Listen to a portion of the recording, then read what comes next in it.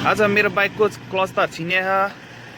अब यसलाई चाहिँ हामीले वर्कसपसम्म कसरी पुर्याउनु त नि आज भन्ने कुरा देखाउन गइरहेको छौँ। यहाँबाट वर्कसप लगभग हजुरको 5-6 किलोमिटर टाढा रहेछ। यहाँ हजुरको 18,653 किलोमिटर देखिएको छ। यहाँ क्लच तार छिने छ। अब हाम्रो बाइक पनि बाटोमा अल्पत्र पर्न साथ वर्कसपमा कसरी पुर्याउने भन्ने कुरा देखाउँछौँ। हामी सुरुमा बाइकमा न्युट्रल ल्याउनेछौँ।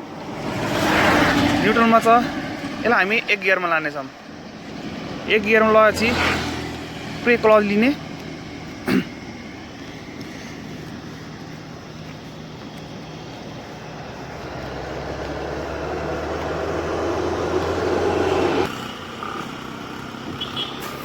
हामीले मोबाइललाई चाहिँ यता अब यहाँ स्टेसन छैन, खल्टिन हाल्यौँ।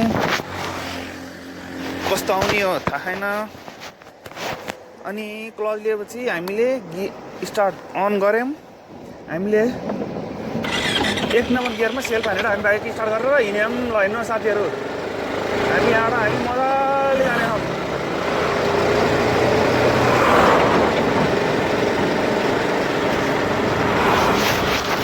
हेर्नुहोस्, हामी मजाले क्लच तार बिगारेको बाइक आज हामी वर्कसप पुर्याउनेछौँ। मित्रहरूको लागि हामी वर्कसप लगाएर बाइक बनाएर देखाउनेछौँ।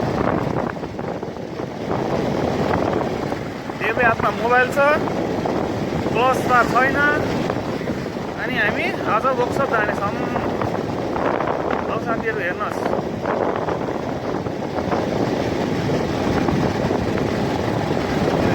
हल्का अब यहाँ गाडी आएर रहेछ। एउटा बिस्तारो तरिकाले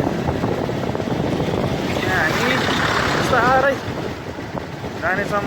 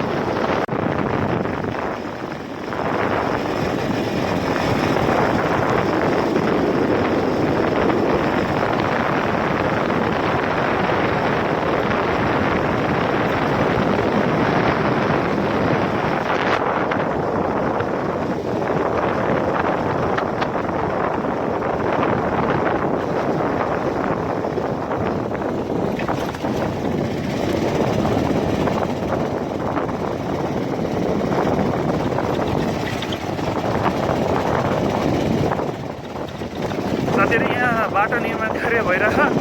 यस्तो अप्ठ्यारो बाटो पनि हामी बिना क्लचको हेर्नु सक्नुहुन्छ, क्लचमा छिने छ।